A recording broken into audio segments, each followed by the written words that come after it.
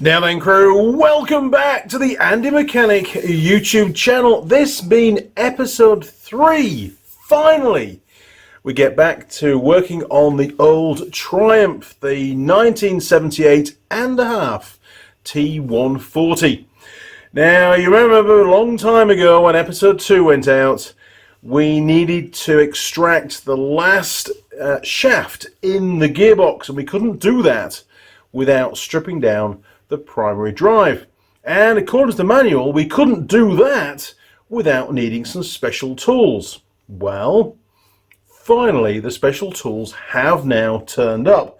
Alan was in charge of that, and he's a very busy man.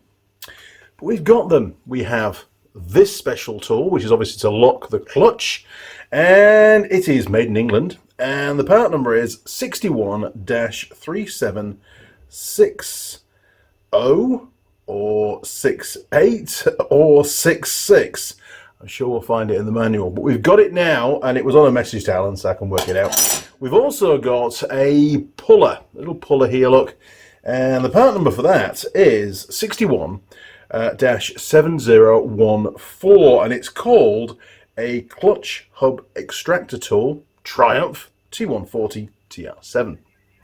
So let's take a quick refresher course in what's already been removed from this bike. Then we'll go over to the bike, take another look at the gearbox, plan our attack, look in the manual, and get on the tools. Here we go.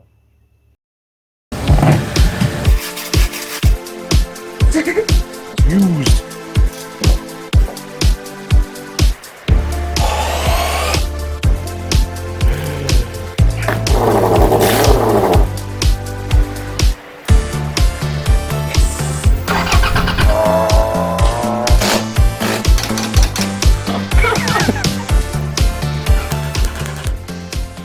You don't paint something without wiping. Honestly.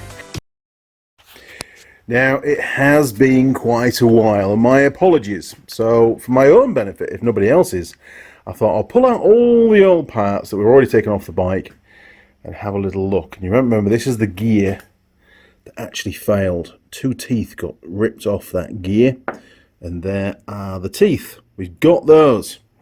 And these are the other bits. We managed to get one cluster out of the gearbox. These are all the other bits and pieces that we managed to get. We've also got the official Triumph parts manual, so that's going to come in really helpful when we finally identify all the parts that need to be replaced, the part numbers and the correct terminology for each part as well. We have 2 more aftermarket service manuals, one from Haynes and one from Veloce, by the looks of it. So we can always refer to those as well, but the jewel in the crown is the original, sorry about the flicker, always, the original Triumph workshop manual. And down here, this is section C3 that covers removing and replacing the primary cover. We need to get into there and get all that stripped out. Okay, over to the bike. Now, it has been quite a while, so I tried to cover things up best I could to stop, you know, dirt and stuff getting in there. Whoa, there's something heavy in there. What's that? Oh, that's my weight. Try and keep it all. Where that got to? Try and keep the paper down. So, in there is the remains of what we still need to put. We can't pull out that selector disc because it won't come far enough out. It hits a gear on this last shaft, so we need to get round to the side, pull the primary off, and then we can extract this. I've already taken the chain off this bike because it was getting awkward to push around because things were jamming in the gearbox because of the breakages, so that was taken off first. Okay, let's go and look in the manual and see what it says about how we're going to remove that primary drive. Now, apologies for the flicker. It's just the lights, that's where they are. Okay, now we've already taken off the full exhaust system from this bike, so we can ignore the first section here. It then goes on to say to unscrew the left footrest, securing nut, and withdraw the footrest. We'll do that. The other one's already off, so why not? And then place a drip tray underneath the primary cover and remove the hexagonal pillar bolt adjacent to the center stand lug and allow the oil to drain from the crankcase. It's not necessary to disturb the rotor cover plate. Okay, now number 6 is the drain plug, and that is right at the back, just there, look. So let's go and do that. Right, foot peg first. That wasn't very tight. Okay, that's cracked off. Let's get the impact wrench on the job.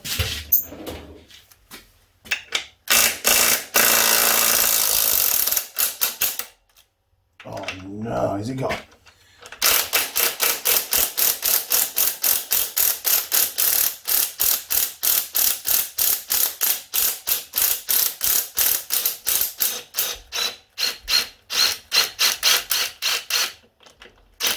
It's not captive, is it? We got it! Perseverance paid off. And it's got gloop all over it. Fantastic. And there's some washers behind there as well. 1, 2. Okay, so the hell is that? Oh, it's a pin. It's a locating dowel, is what that is. Okay, we'll stick it back in there. Weird stuff, isn't it? 1 washer, 2 washers, and the nut. Okay, interesting concept. Okay, we'll get rid of the side stand. Now, a closer look to find that drain bung. Can't believe we're back working on the old Triumph after all this time. Right, there's the drain bung, and we're just going to work. Oh man, it feels tight on the threads. It's tight all the way out. As of course it is when you're filming. I can feel some editing coming on very shortly. Anyway, we're going to get this undone and get the oil draining. Let's pull the oil pan a bit further across. Oh, it's starting to wobble. Not too sure about how well the gasket's been put in as well. Look, there's a lot of gasket sticking out. I don't think the threads are very good on this. Look at the state of that. Right, I'm going in.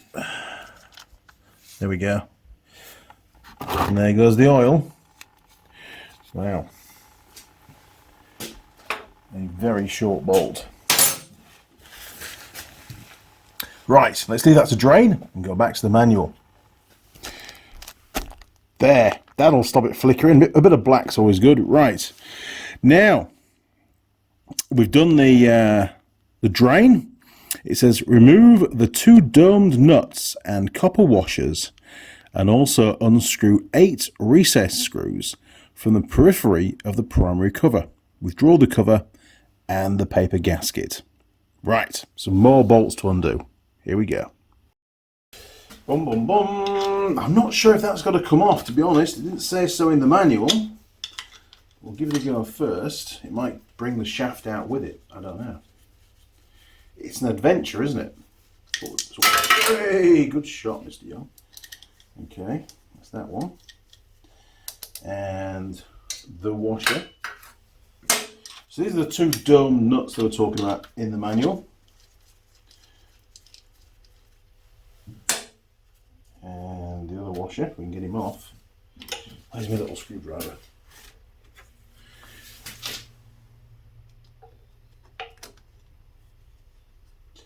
You can do it. There we go. Right. That's those 2. Now, this is all I have. This is a 3/16. I don't have a socket 3/16 because, well, basically everything I work on normally is metric. So this is as good as it gets. Oh no, different size. Different size. Normal size, okay. So we're going to have to go and find a different Allen key. They said 8, didn't they? So 1, 2, 3, 4, 5, 6, 7, 8. Hang on, 9. So maybe that can stay in. One there, look.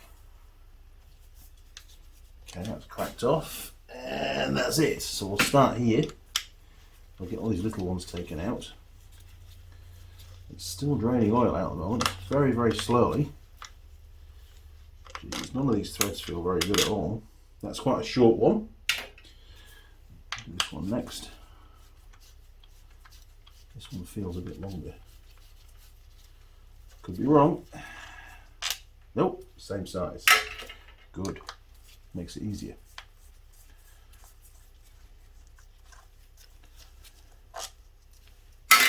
Cool, they're all the same. Too big, too big. Right. I had a good rummage around trying to find a socket, a 3/16 socket Allen key. I thought I had one because we'd have some kits from the UK which were sort of multi-kits, multi-scale, and don't know where they've gone or whether they actually had what they did anyway, to be honest. Okay, that's that one. They appear to be all the same length, I think. Oh no, two different sizes. Great, so we've got what looks like a 20mm, 25mm approximately, because it won't be millimeters. Now we need the next size up Allen key for that one, and that one. Bear with me. Okay, I reckon it's probably going to be that one there. Right, let's try that. Oh yes. Don't scratch the paintwork, Mr. Young. Right, get these two out. And I've never done one of these bikes before. I'm always working on Japanese stuff. So it is quite a exploration for me, working out what's what. Yep, we've got a bit of a leak going on there. It's running down the frame. Okay, that's that one.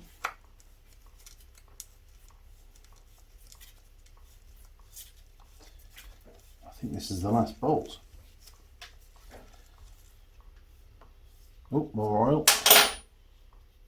And that's just gloop.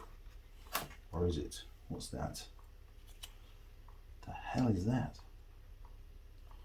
No idea. It's coming out. Put it in the tray. Okay, time to clean my hands and we'll see if we can get that cover taken off. Okay, you've got the best seat in the house. We have a pry bar just to ease things a little bit. See if we can get some kind of pressure on it. Oh, that was easy. Okay.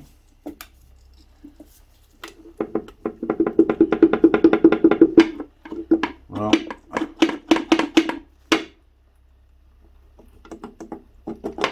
I think the gear lever has to come off. No harm in taking that off. What we will do first though is we'll just put a little mark on the shaft so we know where the gear lever goes back on later on. I say later on in the loosest possible sense. It could be months before this thing goes back together because we've got loads of parts to order. There we go. Okay, so that just marks where the gear lever, where that slot is, the pinch part of the lever itself. Is that going to be the right size? What have we got here?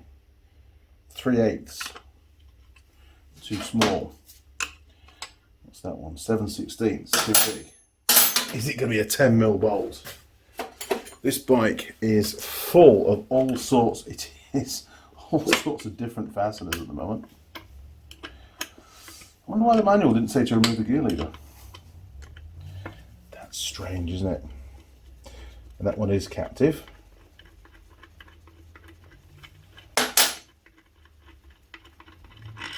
There we go.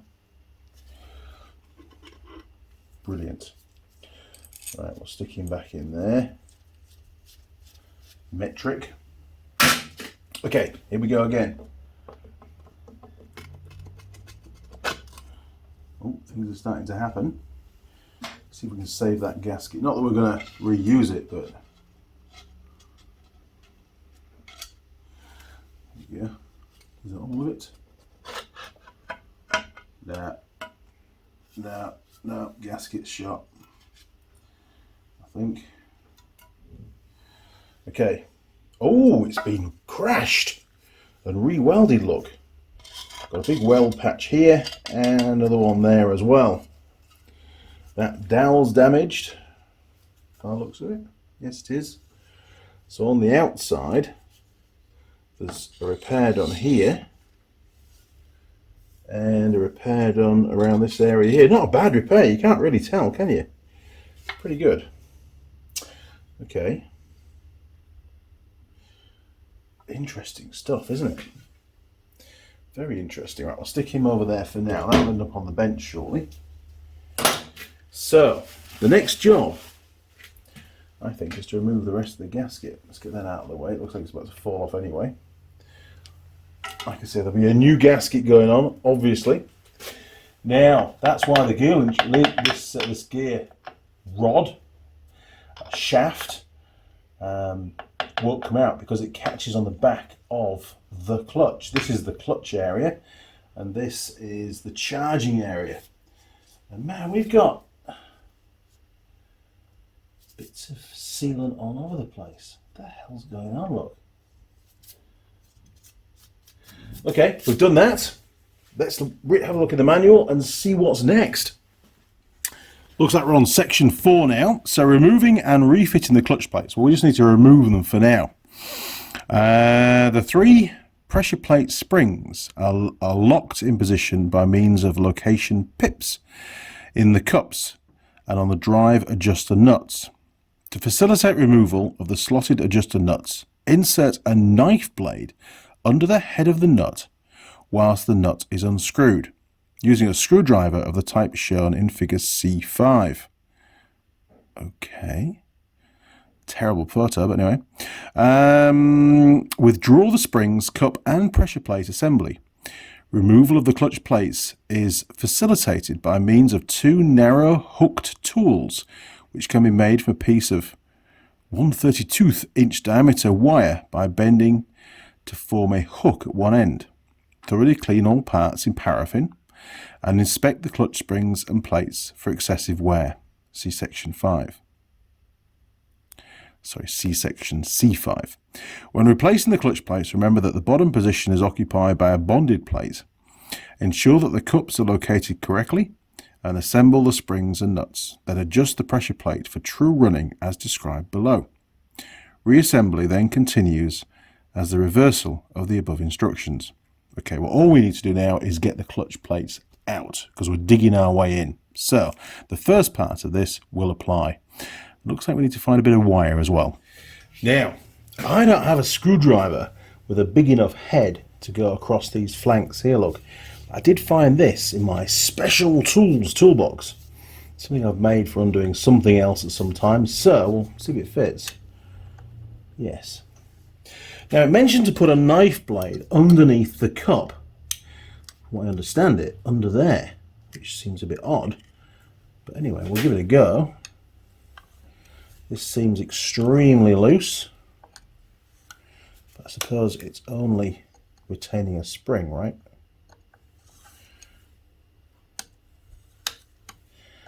Definitely coming out.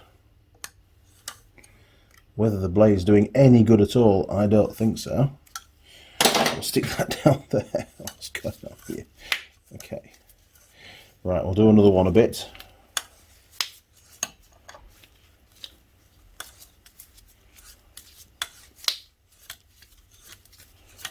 Okay. It's important when you're undoing these to undo them, so to take the pressure off evenly. Most motorcycles nowadays will have about 6 clutch springs, not 3. So I suppose it's even more important with these to do them evenly.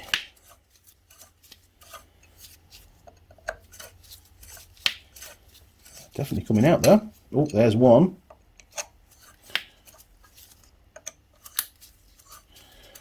It's a very strange setup, isn't it?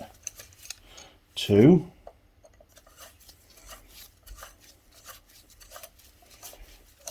3. Right. Special tool 34B complete. Now. Okay, so we've got there, well, I suppose what they call a cup, which will be that bit. Nothing special about that. We have the spring and the bolt, or the nut thing. Okay, so there'll be 3 of those. We'll stick them in the little tray where he Easy tiger. Okay. Same again. Man, this is old school stuff, is it? It's like stepping back in time. There we go. And they have a little notch in the cup which goes into that notch there to stop it from turning. So I don't know quite why we had to use a knife blade, but anyway. Okay. Right. The pressure plate with the adjuster, which, oh man, that felt loose for a second then. No, it's not. Okay, so you can see the little notches around the pressure plate there, look, the cover, pressure cover. Okay, stick that. This had a hard life. It's been chewed up and fixed so many times as that. Look, it's been refiled and all sorts. Okay, now to remove the actual clutch plates themselves, we need like a little hooky device to get in behind them. Or a magnet, maybe. Let's try a magnet. Pretty sure magnets have been around for a while. Let's give that a go. Is that going to work? Can we get that out with a magnet? This feels pretty solid. Nope, magnet doesn't work. That's why they say don't use a magnet. Okay, where's my little flat screwdriver? See if we can ease it out then with that. There we go. Bit of stiction going on. Way. Okay, that's one. What we'll do is we'll bring them off and we're going to lay them down and we'll lay the next one on top like that. Jesus, some scratches on here. What's been going on? Scratches everywhere. Not machine scratches. This is like manual, just random scratchy stuff going on. Oh dear, oh dear, oh dear. And obviously all these clutch plates will need to be checked for warpage. I'm not sure if this will work on here or not. On one of those. Let's give it another little bit of a reprise with the screwdriver. See if we can get in there. It's probably going to get new clutch plates anyway. But ease that out. Yes, they are very, very, very stuck. Unfortunately. Normally that's not the case. Oh, there we go. Right. Okay, so we've got there a steel and a fibre. Fibre there, steel's on the back, so we're going to put that down on the pile like that. Not sure it makes much difference on this one, but anyway. Okay, let's see if we can do the same again. Now I know what we could use. Hang on, bear with me.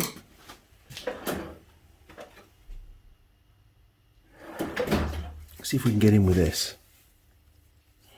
Just a little hook. Wow, that's tight. That's tight. Oh, interesting. Okay. I have another little hook. Bear with me. This one might work better. Get all the swarf off it.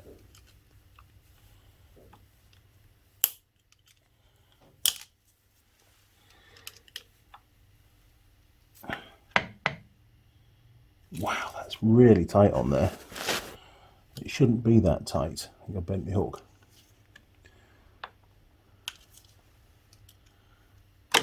Oh, we've got movement. We've got movement. We might have struck lucky with this.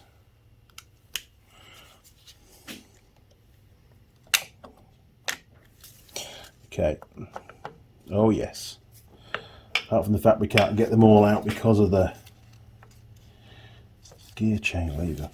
What a stupid design. I'm sorry, Mr. Englishman, which I am an Englishman.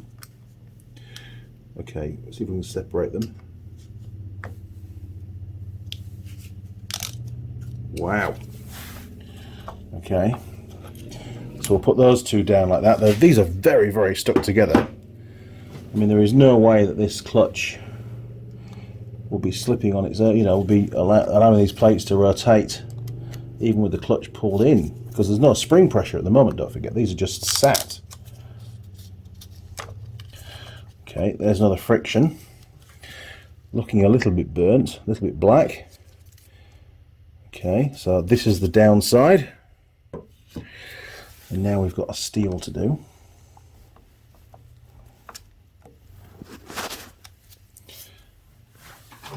Sorry, camera. Way, there we go. Still recording, which is good. So this is like a one-shot deal, isn't it, really? Okay, let's pull another one out.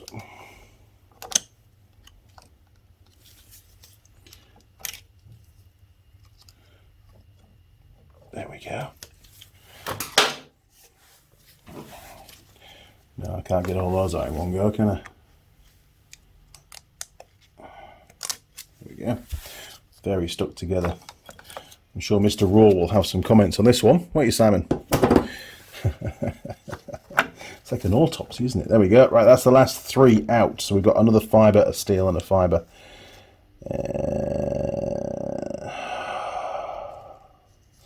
There's definitely some uneven wear going on. We've got contact here.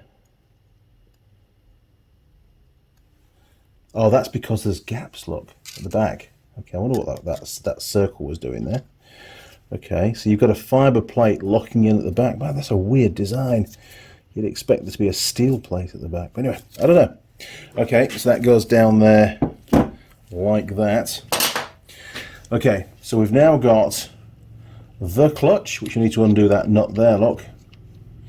And that's what that locking tool will be for. So we've taken the friction plates out. Let's go and take a look and see what the manual has to say next on what we need to do. Okay, section C6, adjusting the clutch pressure plate. That's going to come later during the rebuild, so we'll ignore that. Now, C7, renewing the shock absorber rubbers. When the primary cover and clutch plates are removed, access is gained to the shock absorber unit, which consists of a housing, paddle or spider, inner and outer cover plates, and shock absorbing rubbers. To remove the rubbers for inspection or renew, first unscrew the 3 bolts which serve to retain the shock absorber plate and lever the plate free using a suitable small lever screwdriver. The shock absorber rubbers can be prized out of position using a sharp pointed tool, commencing by levering out the smaller rebound rubbers first.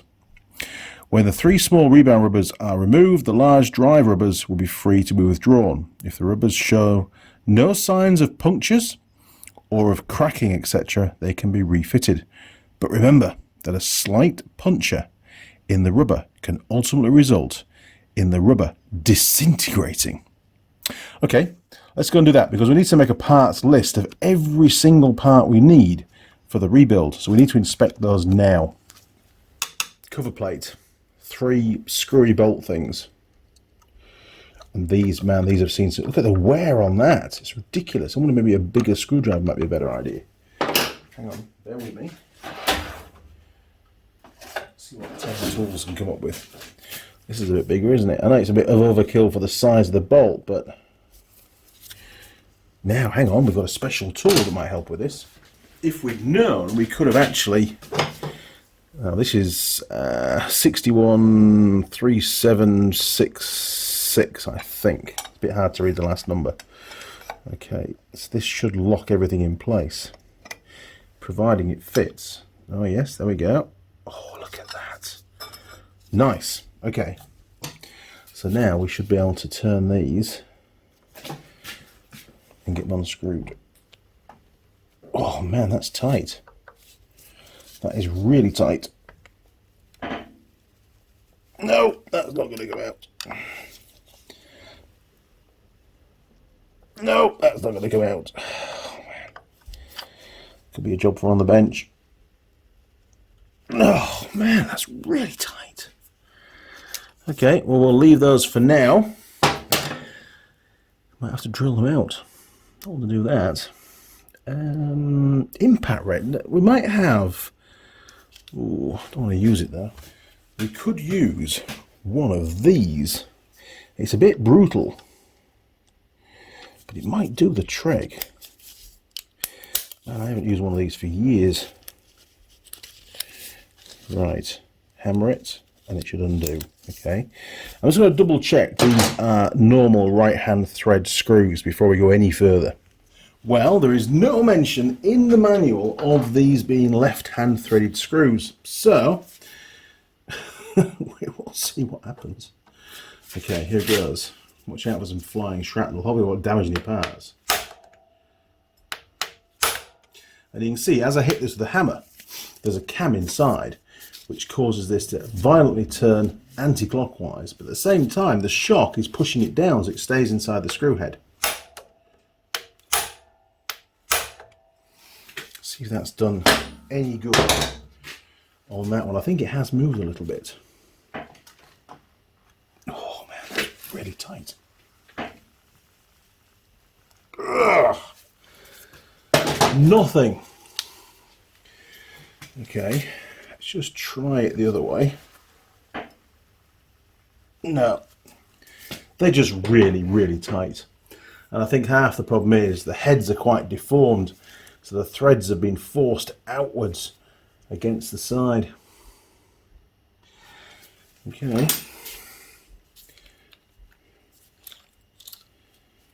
Okay. Let's give it another go.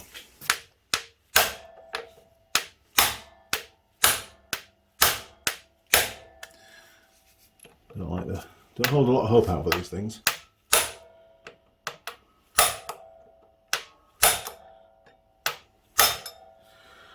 No, it's not working at all. All right, I'm going to stick a pair of mole grips on my screwdriver. That's another little trick you can do. Or a spanner. Just happen to have mole grips to hand. See if we can do anything with that. I don't want to break the screwdriver. I'll push the bike off the hoist. Nah, there's nothing going on. Okay, so we're going to abort mission. I'll have to check those rubbers out later on. Now, I think we're not too far away from undoing this nut here. So let's go and look in the manual, see what it has to say. Damn.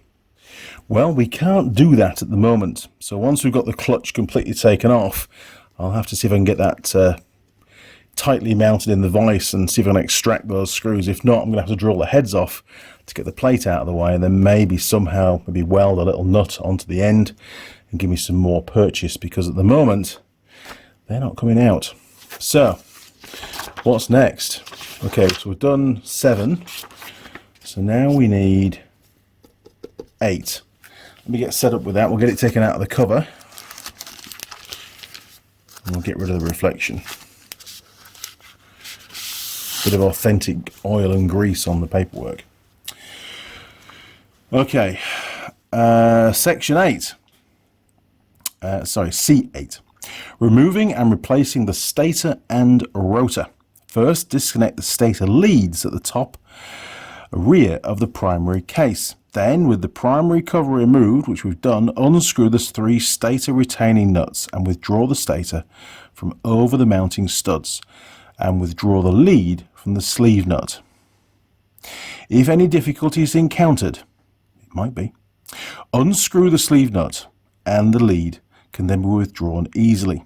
To remove the rotor, unbend the tab washer and unscrew the main shaft nut using a box spanner and a mallet, or alternatively select 5th, that's not an option anymore because we haven't got a 5th gear, and apply the rear brake. Okay, check the rotor carefully for signs of cracking. So that's part of the inspection. I just want to get it off at the moment, so we're going to move across to the stator now and get rid of that. Hopefully we'll be doing the clutch, yes, on the next one. Right, here we go. Holy moly. Okay, so this is the wire they're on about, and that disappears. Oh, I see some tape. Oh no, seriously. What is going on?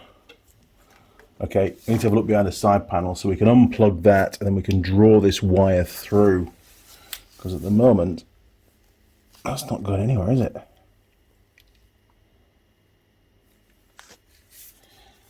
Okay, that's just, there we are. Right, okay.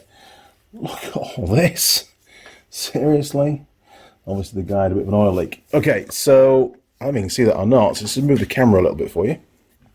Okay, so it's all about the inspection, isn't it, as well as we go along. That's why it takes a bit of time to do this kind of stuff.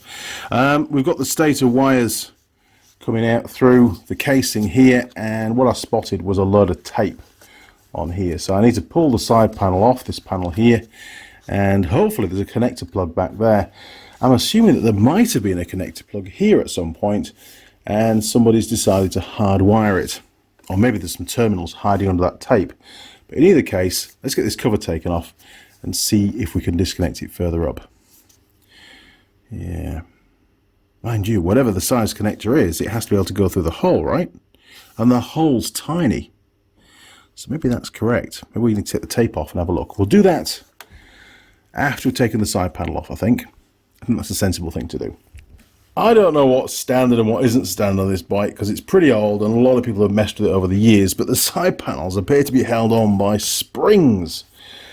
Not the ideal thing at the side of the road when you've got to look after your bike and get it fixed again. Anyway, we'll give it a go.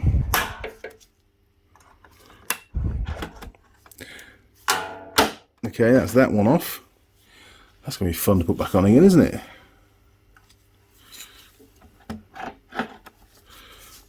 Hopefully the other side panel is not going to go crashing to the floor. Sorry, Alan.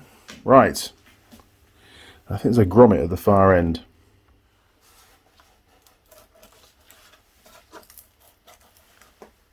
Bear with me, people. It feels very flimsy.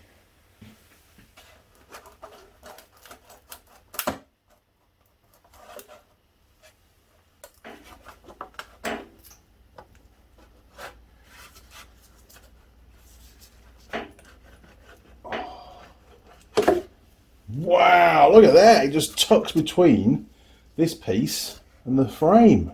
I mean, they've got to come off anyway because we've got to replace this badge at some point, but honestly,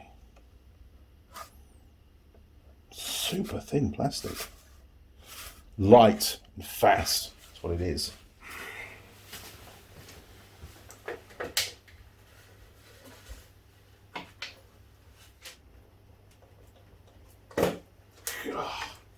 This one's already been repaired with some tape. There you go. What have we got under here? Well, a classic motorback battery. Great job. And looks like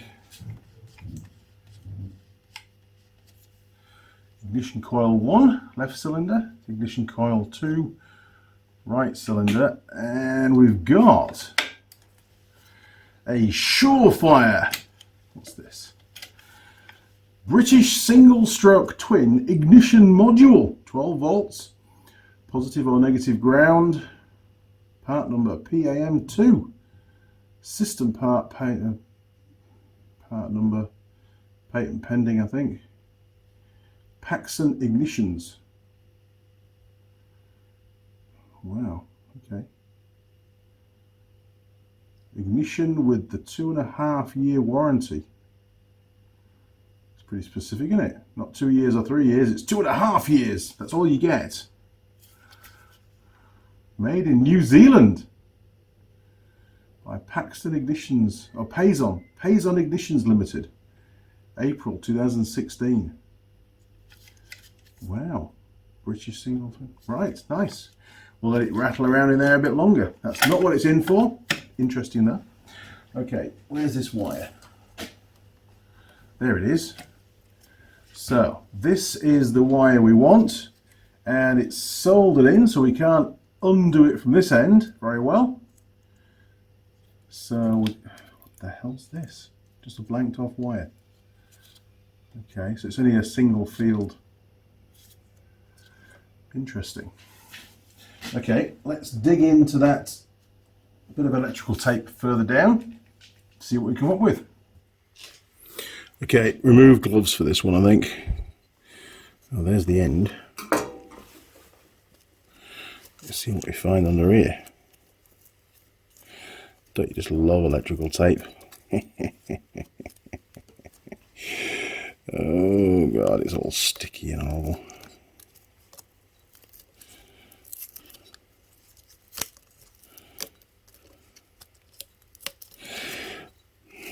I know you're going to struggle to put a connector on here, but why couldn't you just use the nice sealed traditional Japanese electrical connectors, which have the proper boots on them and the little bullet connector, and they're quite small, and you could just thread one through at a time. You could stagger where they are. Oh god, stagger where they are on the connections, and then that way,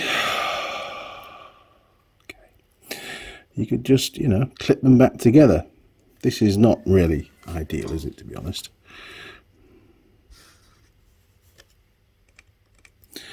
I think a knife's called for, which we happen to have readily available. Hang on. Always cut away.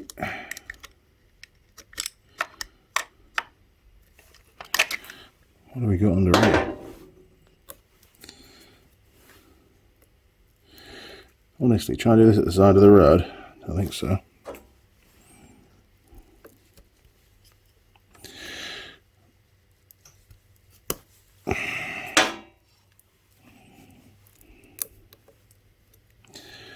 Somebody was very proud of putting all this tape on, weren't they? Feels to me like it's been soldered. If it has, it's just going to get snippety snip, but we have to be very careful because the colour codes are different. We've got blue there, and we've got white with a green tracer down here. So we don't want to mix them up. That could be catastrophic.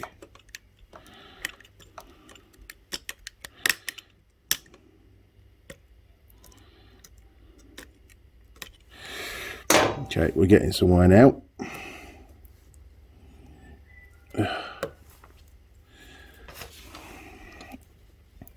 Okay, so what I'm going to do, yeah, it's been soldered, look. We're going to snip them this side, just south of the, or upstream, should I say. Yeah, I've done one for you. Oh, okay, super sticky fingers now. So I'm going to snip it just here, leave some of the colour code on the other wire, so we can see which one goes where, so we don't mess up the colour codes. Yes, there we go, that'll do. Just pulled it back a bit so we can leave a little bit of that one on there as well. And we will tidy all of that up at a later date. Hookly duckly. Right, we're cooking on gas now. We can now, if all goes to plan without trouble, as quoted by the service manual, just going to pull that grommet off. I just removed a little grommet from the back. These videos are very helpful when it comes to putting things back together again. And we'll now draw that wire through the casing with ease and sealant. Well, okay, so that's now out. Excellent. Right, next job is to undo these three nuts and withdraw the stator off. This bit should stay in place, I'm guessing. It's a bit tight on the old windings, I must admit. Now, I'm not using an impact driver for this because I don't want to put any, you know, undue vibrations onto the stator because, you know, they're quite delicate. You'll be careful with them. Bloody hell, it's a long stud. Right, we have got a washer in there. We'll get him off in a minute. We'll get these bolts out first. It's very tight. You can't get the socket directly in. It needs a really thin wall socket for these. So I'm a bit concerned, obviously. I don't want to damage the insulation or whatever's in there. Okay, one more. And you can see how things have progressed over the years, can't you? This is, you know, and this wasn't, you know, this wasn't the first version of what they did with motorcycles. I'm not that familiar with the old stuff, to be honest. Uncle Ted would be able to, he'd laugh at this and go, he'd be able to teach me all this now. He passed away. He used to work on lots of British bikes. It was his forte. He used to prefer the British bikes to Uncle Ted. But unfortunately, I didn't learn too much from him, which is a bit of a shame now. Right, let's get these washers out of the way. That's one. Focus, Andy, focus. There we go. Okay, so we've got the 3 washers and the 3 nuts. This should now, yes, there we go, look. It should come off those studs.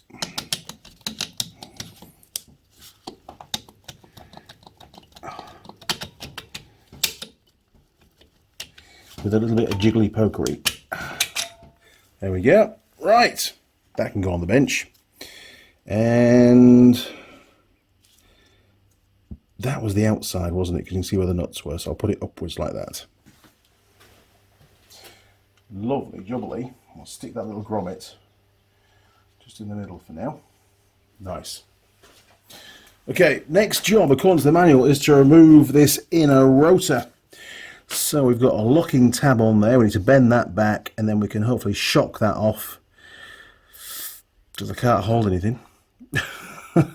Shock it off with the impact wrench, and we can withdraw that. And the whole idea ultimately is we'll be able to pull these 2 sprockets off simultaneously, because I believe you can't split the chain. Got to pull those off simultaneously, and then, and only then, and this will come out at the same time, we can then extract that gear shaft that we need. Okay, we've got a hammer somewhere. Yes, we used a hammer earlier on. Don't forget your eye protection, kids. Okay, one little chisely thing. I'm just going to tap that back.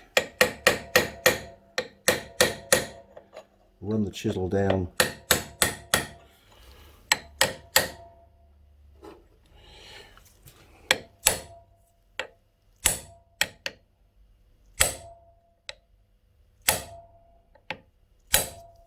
There we go, that works.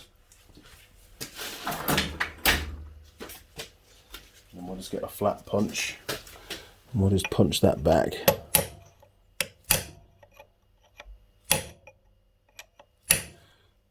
One more.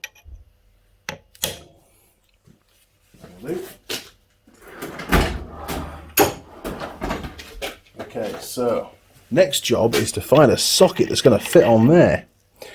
22 is too small. Right, I'm very limited on non-metric sockets. That's a 27, that's too. Let's try a 24. Okay, I'll read what size this one is. But it fits! Excellent. Right, impact wrench. And I'm assuming it's a right-hand thread. I think it is. It doesn't say otherwise in the manual. Now, this may not be powerful enough. Let's find out. Oh yes, I like that. Well done, Makita. Okay.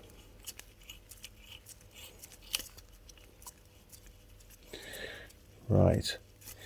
Man, I almost recognise this nut. I used to have a box of bolts in England. And nuts, old nuts and the bolts in it. I'm sure I had one of them in there. Wow. Brings back memories. I had no idea what it was for, but now I know. Okay. So, nut and washer is off. That should now come off there, I think. Let's just get a prying device.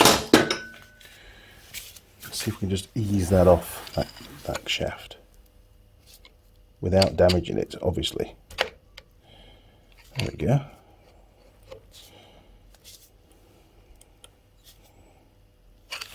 Alan will be cringing right now. Don't slip, Andy. Don't slip. We have got movement. We did have movement. I could put a puller on it.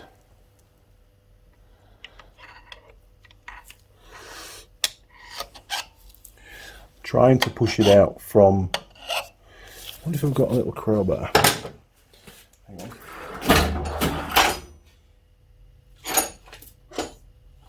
Yes. Little heel cam thing. Let's see if this is going to work. This might do it. Oh, well done, Tang. Look at that. What a piece of kit. Did the trick. Okay. So we've got the word Lucas on this on the outside. No Lucas on the inside. Cool. So Lucas to the outside. And we also have the Woodruff key, which I'd like to remove because otherwise we'll lose it.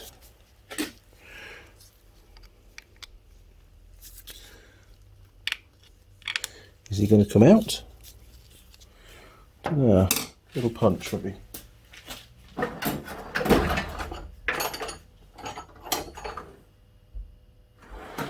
You know what? I think we'll leave him alone.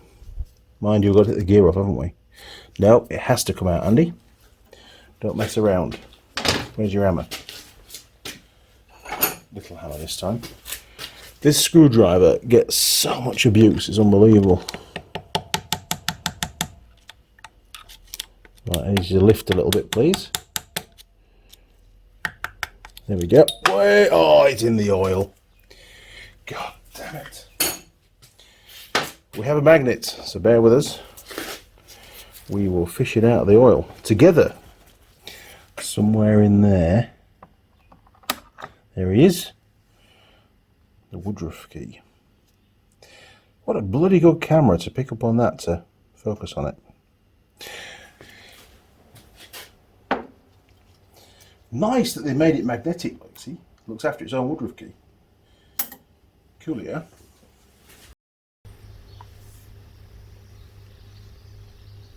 So, what's next, Andy? Well, Holly, I'll tell you what's next. We need to remove that primary drive chain and the two sprockets. We can get those pulled off. Then we've got our goal. Our prize is that shaft out of the gearbox. And we're on section C9 now, and that's exactly what we're going to be doing. Okay, section C9, removing and replacing the clutch and engine sprockets. Remove the primary cover, done that, section C3, done section C4. Insert the locking plate Z13 into the clutch housing and remove the stator and rotor as described in section C8. Well, we've done that bit. Remove the rotor key, done that bit, and distance piece. Oh, there should be a spacer in there. And slacken off the chain tensioner. Was there a spacer? I don't remember there being a spacer there. That's interesting. And slacken off the chain tensioner. I don't know how to do that. Unscrew the clutch hub self-locking nut and remove the plain washer. So there's a big nut in the middle of the clutch. They've still got the clutch plates in place. We've already taken ours out. And by the looks of the drawing, there's the puller.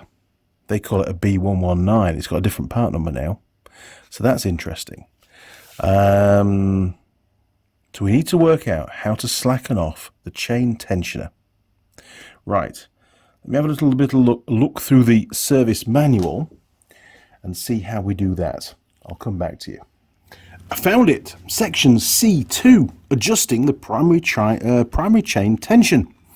The primary chain is of the triplex type and is non-adjustable as the centers of the engine main shaft and gearbox main shaft are fixed. Provision for take-up of wear in the primary chain is made by means of a rubber-faced tension slipper blade below the lower run of the chain. The free movement in the chain can be felt with the finger after removing the top inspection plug adjacent to the cylinder block, with the engine stopped, of course. Bit of humour there. Wow. You don't get that in a normal service manual these days. The correct chain adjustment is 3/8 of an inch, 9.5 millimeters. Free movement. To adjust the chain tension, first place a drip tray underneath the chain case and unscrew the hexagonal pillar bolt adjacent to the center stand. So that's the drain bung, which we've already taken out because we drained the oil. Okay, turning it over. Insert the short screwdriver, special part tool 61-7012, and adjust the tension as required. When the adjustment is completed, check that the chain case contains the recommended amount of oil. See section A1. Cool. Okay, so there should be some kind of little screwy head thing up the hole where we did the drain plug. Okay, so we've got the rubberized slipper here that provides tension to the primary chain, and there appears to be a rod that runs down here and goes into where the bung was for the drain to get the oil out.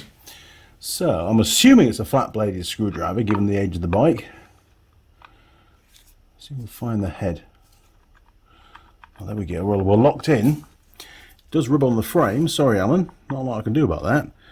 I'm just going to turn it anti-clockwise. Oh, it's taking off the paint off. Okay, that does seem to be doing something. Yes, it'll be drawing this one further this way, which will be flattening it out and slackening off the chain. I'm trying to keep that off the frame if I can. It's not ideal.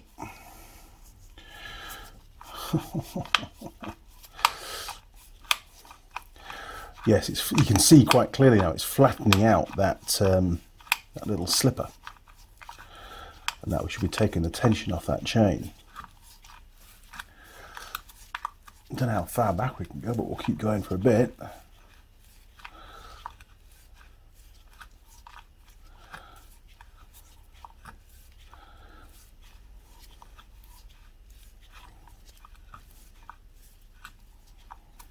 That's probably about it.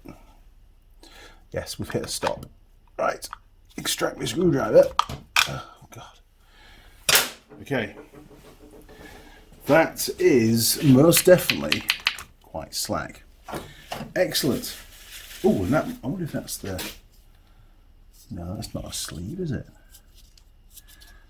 That's a sleeve. There's a sleeve. That's what we needed, what we forgot to get off last time. Okay, cool. I'll put it on the pile. Right, what's next? Unscrew the clutch hub self-locking nut and then remove the plain washer. Right, it's the big nut in the middle of the clutch. Just there, look.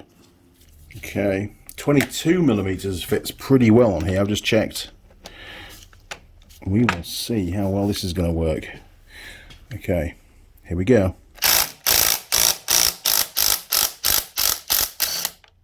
Nice. Good job, Nikita. Well done. Okay, so we now have the nut off. From what Mr. Triumph tells us, there should be a little washer down here. Yes, there is. Can I get it out? Not really. I don't think the magnet's going to fit down there. No. Have we got a magnetic screwdriver that might work? Not that one. Okay. What else can we use? It's a very, very tight fit, and there's not a lot of space to get any kind of pick under there, unfortunately. So you might have to leave that one with me. Oh, hang on, hang on. We sort of got a bit of movement, didn't we?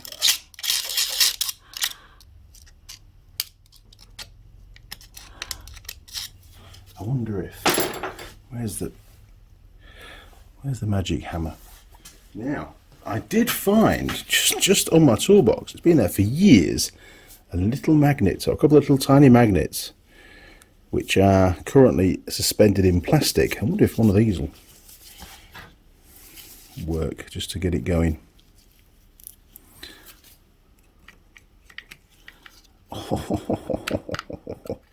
Oh yes, look at the thickness of that.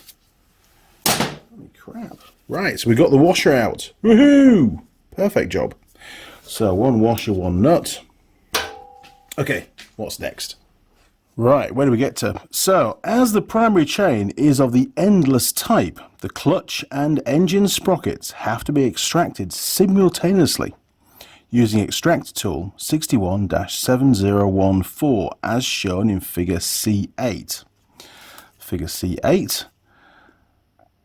it's got B119 next to it, must be an old number. We have got a puller. Now this came all the way from England, and it is 61-7014, which is that one there, and that is the tool. So we're cooking on gas. We've got what we need, it says here. Screw the body of the clutch extractor into the clutch hub until the maximum depth of thread is engaged. Then tighten the center bolt until the hub is released. A pretty standard puller. When this is achieved, assemble the engine sprocket extractor 61-6014, which we don't have. Oh God, and screw in the centre bolt and extract the engine sprocket. Perfect. We haven't got that tool. We might have to come up with a plan. Right, in the meantime, let's do this one. So, this is supposed to screw into there. And it looks to be a totally different diameter. It is a right hand thread. That's all the way down. Let's see if it does.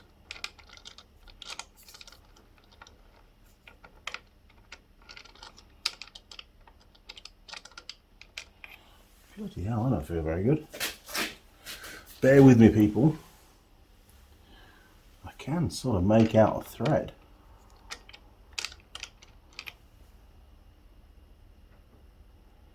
Pretty sure it's not left-hand thread.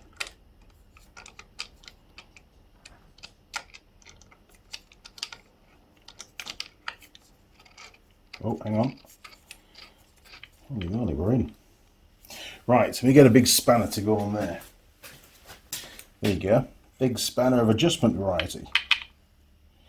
And it says to have it all the way down.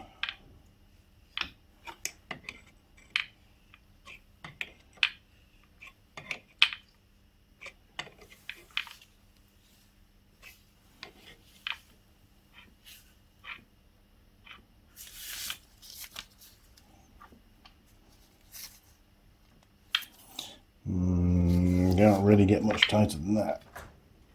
There we go. Okay, so now we can tighten up the puller, the centre bolt, which is not that one. Place your bets. Is it going to be metric? 14mm. Oh, it is. Okay, now we've got a bit of slack in the chain, so we can start to pull this one off first. Oh, look at that. That's it. It's done. It's loose. Look. So now we can take the puller back out whilst it's still locked. There we go. It's a bit of a numb spanner, I know, but it did the trick. Man, those threads feel horrible.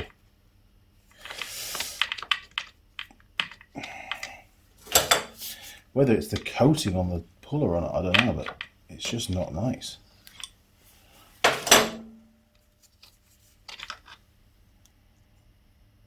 Well, did the trick. Okay, so the clutch now is free. There's definitely not enough movement on the chain to get the chain off that primary gear.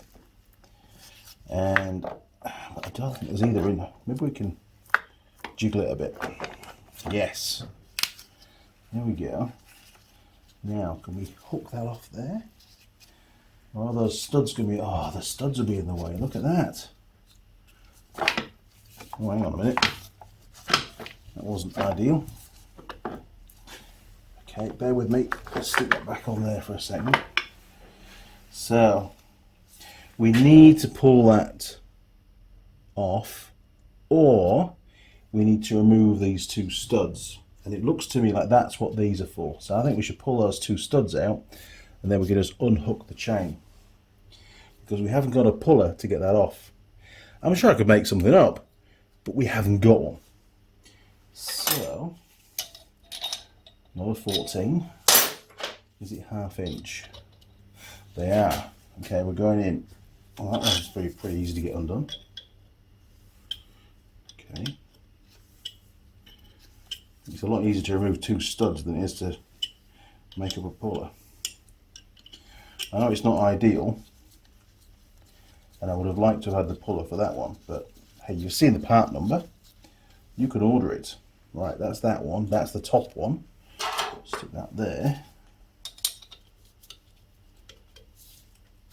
Right.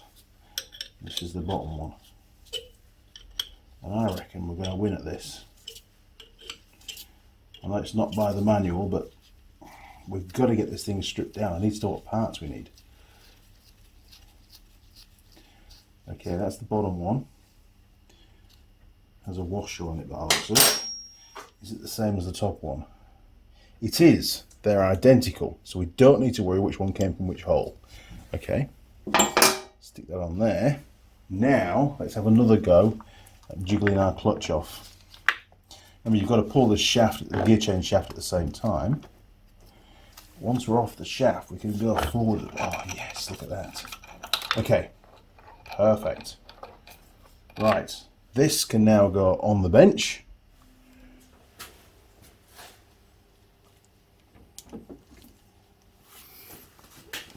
We are so close.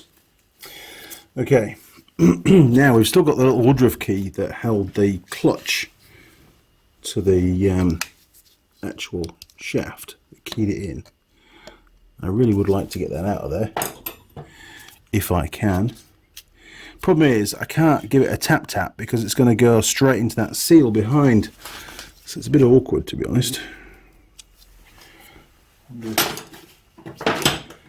I hate to say it, but one of Mr. Ball Grips is going to help us out.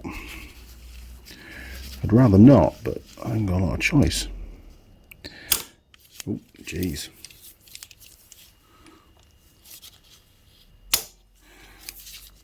Oh, they're a bit worn.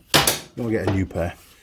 Right, the thing is, it's hardened steel, so it's very difficult to get any kind of purchase on it, but let's see if the Teng ones will do the trick. There we go. Look at that. Well done, Teng Tools. Again. That's a great advert for them today, isn't it? Okay, so that's now out. So we should now be able to push this shaft all the way through and retract it the other side. I'm still a bit confused about the sprocket for the main drive. That appears to also be on the same shaft, and I don't know, it's got the clutch on it. It's an input, not an output. It's very confusing. Thanks, Triumph. Okay, well, this is the main shaft we want out. I'm expecting something to fall on the floor, really, but anyway, we'll see. Oh, okay. Well, that's where the clutch connects to. So this is obviously the input into the gearbox.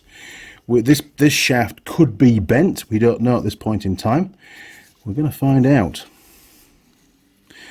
Okay, so that can now go on the bench.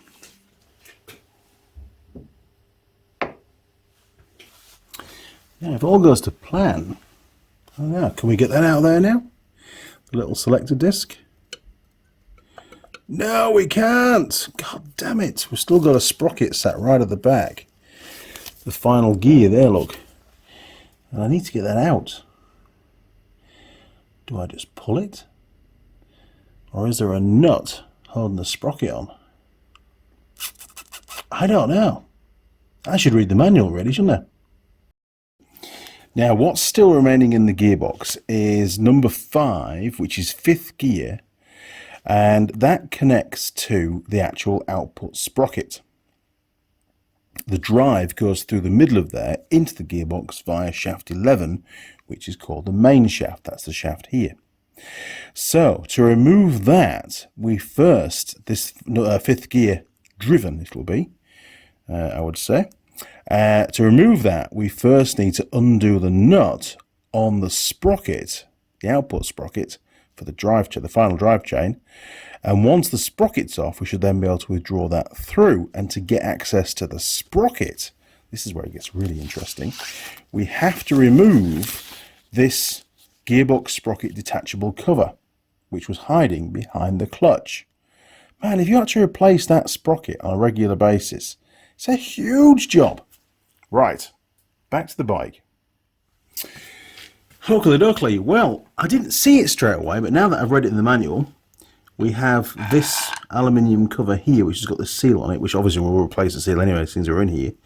And there's 6 screws holding it into place, and they've all been filled up with some kind of sealant. Honestly, it's absolutely everywhere as a sealant. You can feel it on the screwdriver.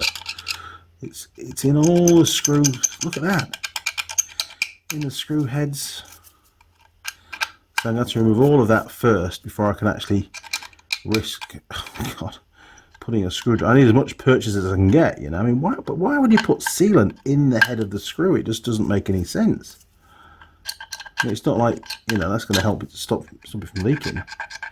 That one's alright. That one's not alright. I'd really like to meet the person that built this bike up last, because clearly they had no idea what they were doing. How had they managed 6 kilometers on it before it decided to destroy itself? Which clearly is, you know, a build problem, right? Okay, here we go. See if we can get some of these undone. Screwdriver is a relatively good fit. Oh yes, that's one. Okay, let's get them all cracked off first, then we can rejoice. 2. 3.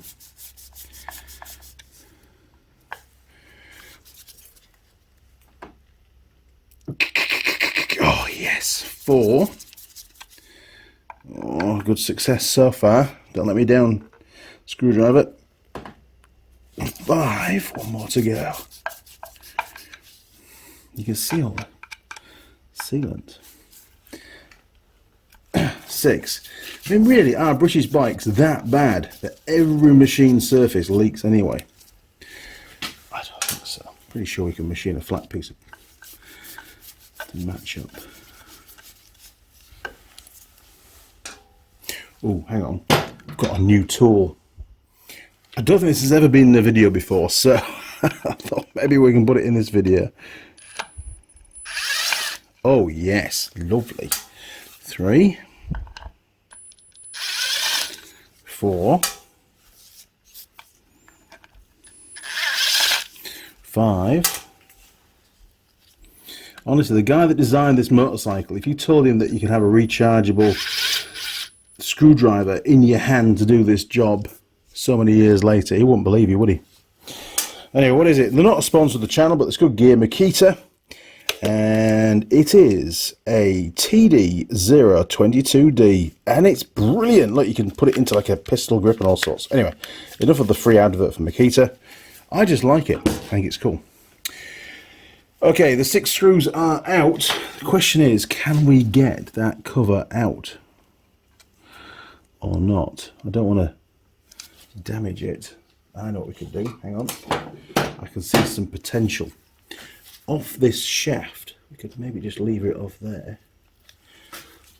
Maybe. We only need to get it started though. It's obviously going to be bonded down.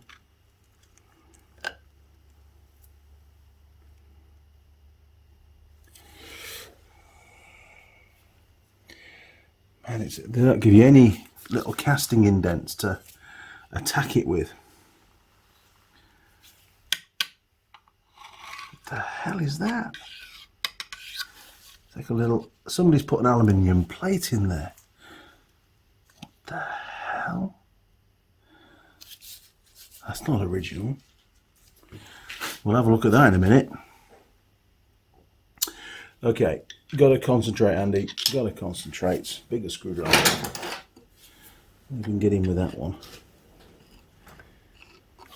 I'm not too sure about that actually, because that's the bit I was levering. Looks like it's the original, the main casting, and not this little piddly cover thing. If we can get under there.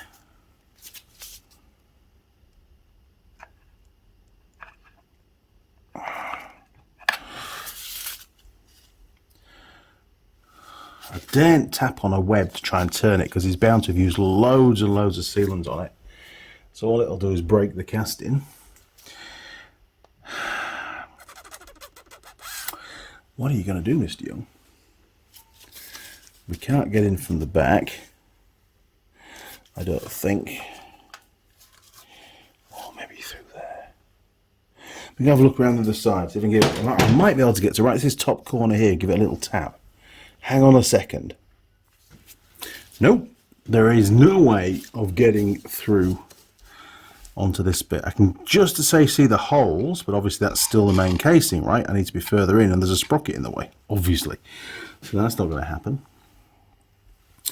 So I don't know. There's nothing really we can do other than try and get a little pick down there, and just see if we can make a start. I don't like it. Don't like it at all.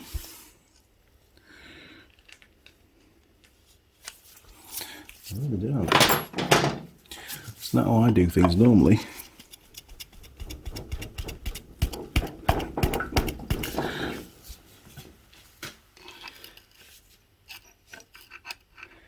Just can't seem to. I don't want to break the casting.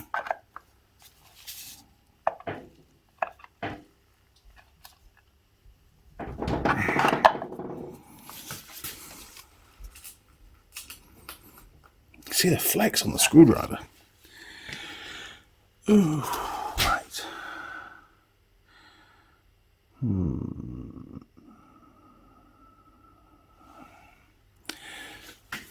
This is not good design, mister. This is a step down. There's just no step to get hold of it.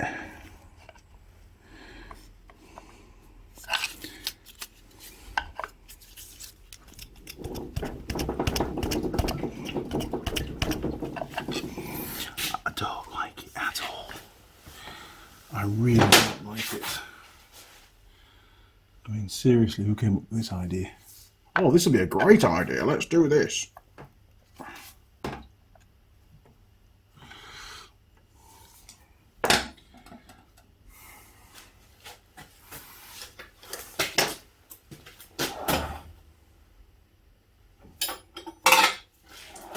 This'll fox them. And again, you've got to do all of this to change the sprocket on this bike. So, oh, is that going to? Oh, hey, this might work.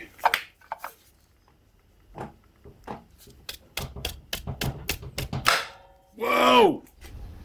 What the hell, Andy?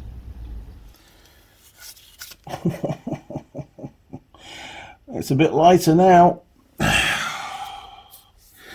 It's not going to affect the operation, and nobody, including Alan, will ever know. Holy shit. Honestly, who comes up with these ideas?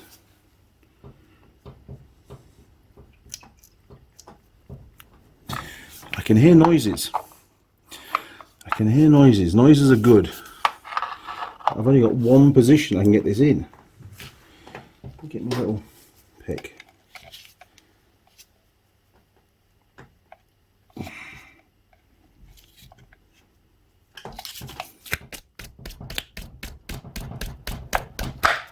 Whoa!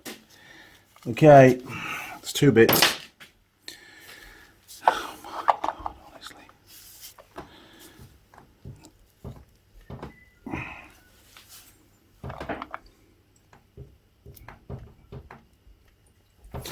Man, he's glued this thing down so well.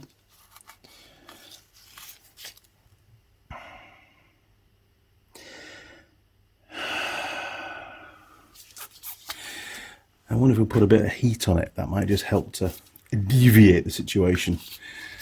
Although we're very close to carburetors and petrol. So that's not an option. I'm not doing that. I would like to do that, but I'm not doing it.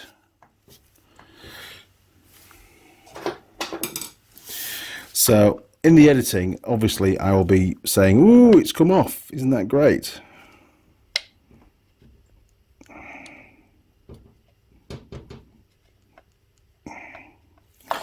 So we've got the pick-in look. There is movement.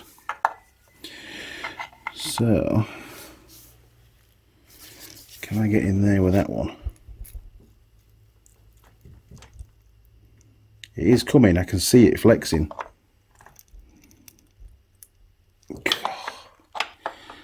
Okay. Whoa, man. We got it. There you go. So just to show you the damage, which can be cleaned up, it's not an issue. It was down the bottom there. That's what I did. Apologies, Alan. I will clean it up with a file, but this doesn't look that old, but that could just be me. The rear side is very clean. Normally if this was an old one, that would be all covered in chain lube and it'd be all aged. So I wonder if this has been replaced already. There is, I wonder if that was me or not. I don't know. There's also some markings here as well. I don't know if that was me or not, to be honest. But anyway, we can clean it up. It's not an issue. It is reusable, and we'll put a new seal in there. Excellent. Now, the next job is to undo this massive sprocket nuts. Here, look. So let's punch back that flat. Get me punch back out again. Because I feel lunch coming on. So we want to get these out. And I'm pretty sure you're quite bored of listening to Andy now.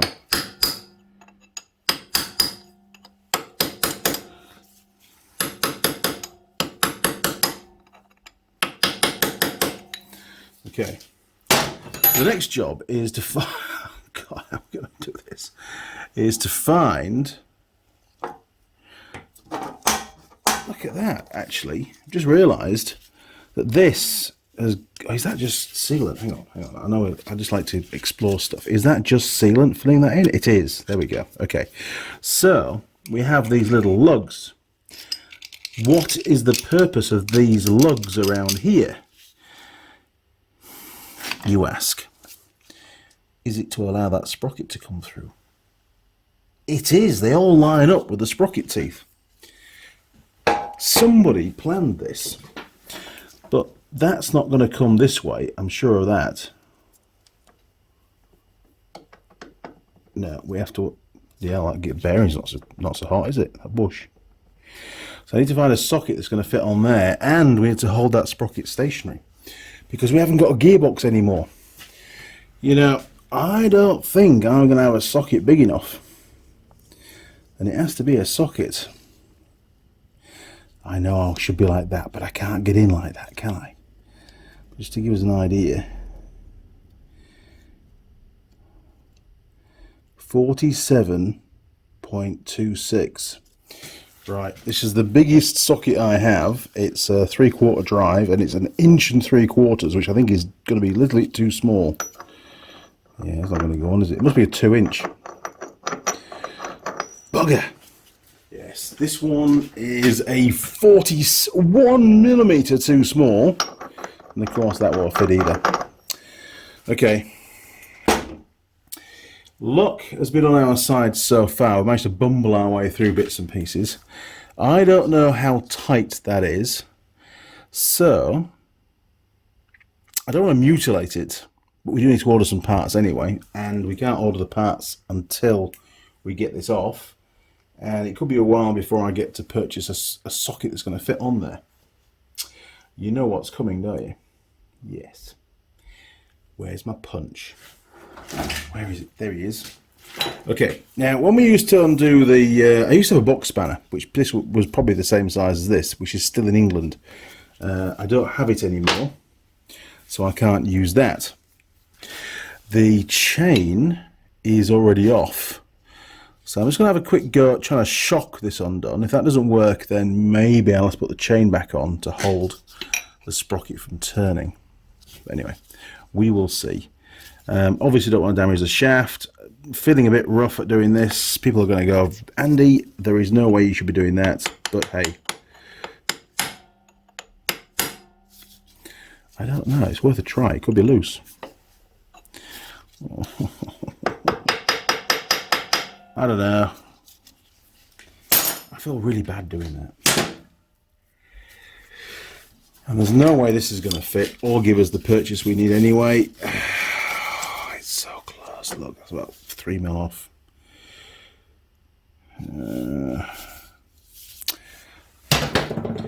I don't think I've got anything that'll fit that. I really don't. It's too big. Alright, we're going to have one more go, but without using the sharp chisel punch. I'm just going to try using a flat punch on the top flat, just up there, look, as it turns around. So I'm just going to back the camera off a little bit because you are in line of flight of Hammerhead. Now, this is without the chain fitted. Fitting the chain will be a last resort. I'm not even sure if this is left or right hand thread. I'm assuming it's a right hand thread. We will see.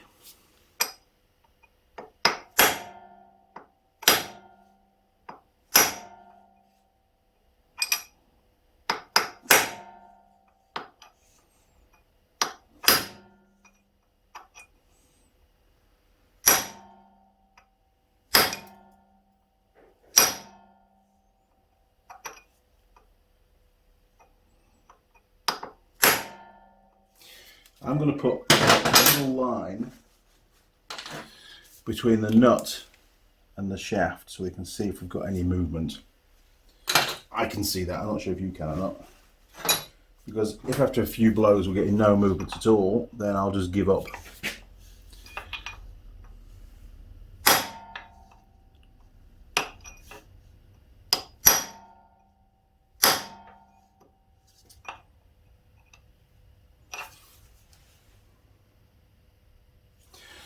Inconclusive. Continue.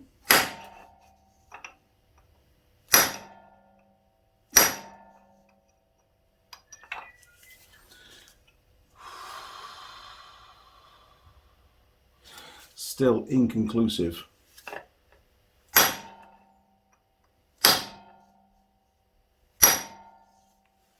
Ah! Look at this! Let's get rid of the focus. We do have movement. That's good. We will continue.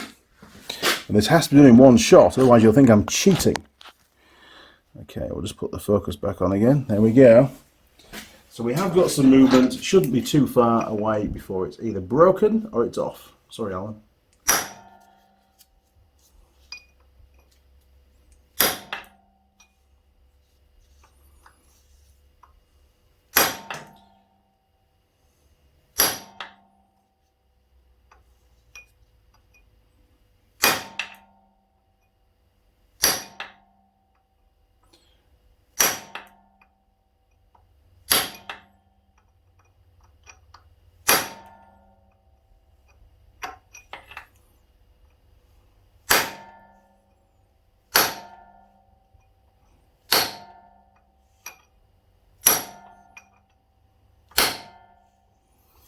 Notice the difference in noise now. It's more of a thud than a ring.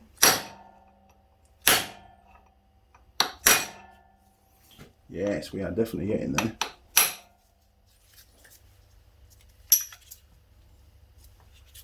However, we're not there yet.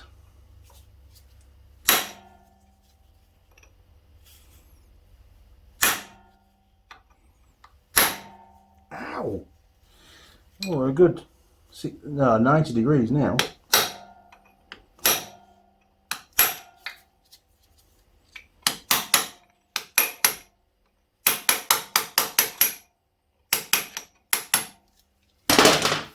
Bear with me. Oh yes! Ooh, that wasn't fun. I didn't like that. The nut. Also notice it's just full. Let me show you. There you go. Right, a bit closer. See what's going on now. The whole thing is absolutely full of sealant. Look at this. It's like, I don't know. Can it actually leak any oil out of there anyway? I don't think it can. Why would you put all that sealant on there? I don't know. I just don't know. Right, let's get that little cover off, which is also glued on. Little locking washer. Way, come back. Right, we've got that. Oh, man. Seriously. Okay, where's my other pick? I need a combination of picks to see if we can get that sprocket off the shaft. Because it should just slide off now, right?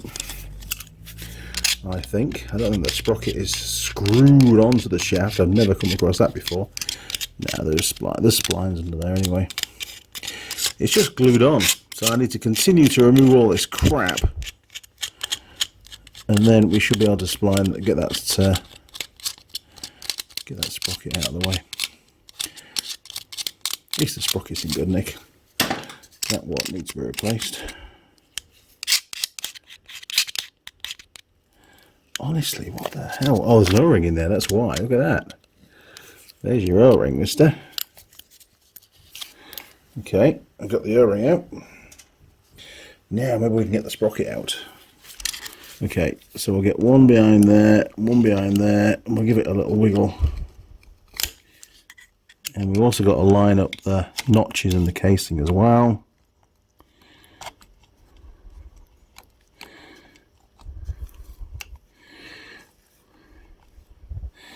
Which we pretty much are. Oh, sorry camera, I've done it again, haven't we?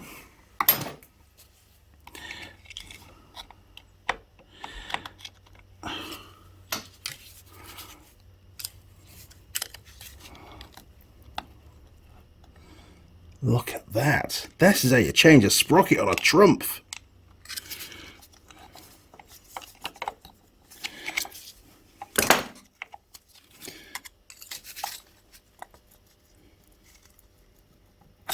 Way! Seriously? That's the sprocket. It's a monster, isn't it? So when you sprocket there, that surface at the back is the surface that a seal runs on to keep the gearbox oil in. That seal is just there, look. So we'll be putting a new one of those in as well, already. But you know what? You don't need this much bloody sealant on them. That's horrific.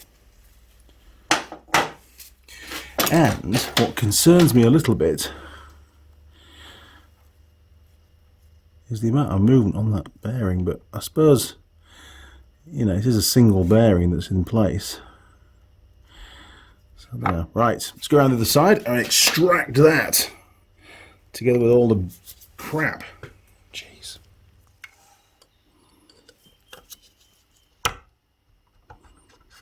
Oh yes, fantastic. That's the bit I needed. Now, in theory, now there is nothing to stop this plate from coming out. The selector plate disc thingy. Oh, so good. Interesting. And we've got one last thing to retract, which is that shaft, isn't it? Back to the other side. Bom, bom, bom, bom, bom. There he is. Let's have that out. Nice. Look for the weight of that is just phenomenal. It's monstrous. Who thought that was a good idea on a motorcycle? Okay, maybe we're going to squeeze that on there and move that back a bit. We're running out of room actually. There we go. That's that one. And we've got the other two bits that we've just pulled out. So we've got the selector disky thing, which I've never seen anything like it in my life before. And we're running out of space, so we're going to stick that over there. In fact, let's stick that down here. And there's the broken gear. Stick that across there a little bit. And then he can go in there. Lovely. Of course, all this has to get packed up into boxes. You know, it's not going to stay out on the bench. That wouldn't work. We've got other stuff to do. And there's the last gear, which I suppose we can put over here somewhere. That'll work. Many, many bits. There's a lot more bits now than there was this morning before we started. I've learned a lot more about the bike. I've learned a lot more about the person to put it back together. But YouTube doesn't like profanities, do they? Oh well. Peace to camera, I think. Well, there you go. We spent, I don't know, probably 2.5 hours pulling the rest of it apart. All the primary drive, we worked out how to do it as per the manual. We found nearly everything in the service manual, which is pretty damn good. We haven't done any inspections yet, and that's going to come in the next video. I was hoping to do it in this video, but it's just going to take too long. The fact is, everything we now need to inspect is off the bike, and we'll have one video covering the full inspection of all the gearbox components, the clutch, the primary drive, the chain wear, all that kind of stuff, because I need to put together one single parts list and place the order, because the parts take a while to get for these old bikes. And then once Alan's got everything together, I can then unpack all the bits from the various storage boxes, try and remember what the hell I did previously, and then we can reassemble it. That's the plan. But you know, the old girl, it's given us a bit of a challenge here and there. It's a great learning curve for me, because I've never worked on an old British bike before, not like this, not a Triumph. I've done a few old BSAs and stuff, but you know, things were done so differently back then to what they are now. Most motorcycles nowadays, they're all pretty much built the same, and they sort of work the same in general. This gearbox, totally different. Never seen one of those, rather, you know, the gear selector disc. You know, what the hell's one of those about? Anyway, you will need to know special tools again. And the one that I wasn't too sure on the part number, for this tool here to lock the clutch is part number 61-3768. Okay, now covered in oil. The puller for the clutch is 61-7014. And there was also the puller, bear with me, I'm going to find it for you. And all of them would have been really, really helpful. Yes, so the part number for the special tool for the primary sprocket, the puller, that we didn't have, we were able to leave the primary sprocket in place. The special tool part number for that is 61-6014. So you've got 3 special tools to purchase to do what we've done, unless you do it the way I've done it. If you do it by the manual, you'll need all 3. If you do it the way I did it, you just need the one for the clutch puller and the clutch locking plate. Yeah, which was quite useful. And it won't be a lot of money because it's just a piece of plate. Anyway, there you go. So, episode 3 of the Triumph T140 1978 and a half edition, partly US spec, partly UK spec, partly New Zealand spec. I think it's a real mismatch. Have you spotted the fork tube that's the wrong length? Yeah, it's got different length fork tubes on it as well. So we're going to find all sorts of things wrong with this bike as we work through it. If you enjoyed the video, why not, if you're not already, click on subscribe, ring the bell. YouTube will send you notifications as and when I upload any new videos. There's already, so YouTube tells me, over 800 videos on my channel now. I don't remember making 800 videos, but anyway, they're all there. Go and check them out. Some of them should be pretty good. You'll also find me on Facebook, Instagram, and Twitter. Feel free to communicate through any of those portals. I also have the email address on there, andyMechanic@live.co.uk. You can send me an email through. I'll do my best to reply. I'm a very busy chap. I don't get to reply to all the emails, but I'll do whatever I can. You can also donate to the channel. You can't donate anymore because Patreon doesn't allow donations. Not Patreon, PayPal don't allow donations unless you're a registered charity, which of course I'm not and never will be. But you can still send money through PayPal as a donation, as a gift, whatever you want, okay? Just use the same email address, go onto PayPal, just click send money, put that email address in, andymechanic@live.co.uk, and hey presto, the funds arrive at my end and the money goes towards making more videos and tools for the workshop and that kind of stuff. I don't spend that money down at the pub, you know, or at the lap dancing club, or wherever it is. I don't do that. The money goes straight back into the YouTube channel. You know, as does the earnings from the videos. You know, there's a few adverts here and there, and that creates a little bit of revenue, but it all gets rolled back into the channel. I'm not here to make any money out of it. Okay, crew, that's about it. Oh, Patreon. Yes, you'll find me on Patreon as well. Haven't uploaded for a while, but there's lots of old stuff on there to rake through if you've not been on there yet. And you can also support the channel by becoming a patron. You can sign up for that and do a donation through Patreon, $5 a month or whatever. It all helps. And for those that have supported the channel so far, thank you very much. Those that are going to support the channel, really, really appreciate it, people. Thank you very much again. Until next time, which will be, I'll be filming the measurement stuff hopefully next weekend. So the next video should go out pretty quick. I'll see you around. Thanks for watching. Cheers. Over and out.